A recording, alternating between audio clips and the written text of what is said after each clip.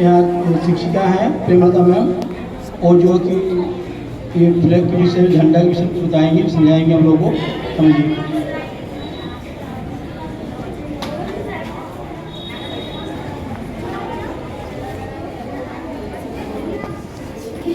Good morning, everyone. Respected. Good morning.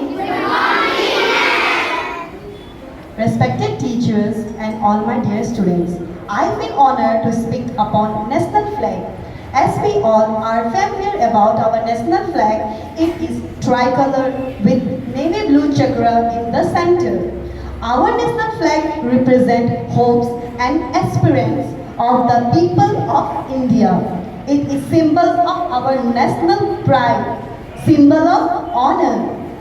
It's symbol for patriotism and freedom for the country.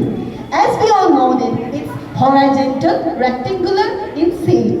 According to customs and tradition, white color in our national flag signifies purity and innocence, whereas saffron color signifies hardness, patience, love and energy, whereas the blue color signifies calmness, and last the green color signifies the fertility and the growth of our India. So thank you everyone. Thank you. Have a nice day.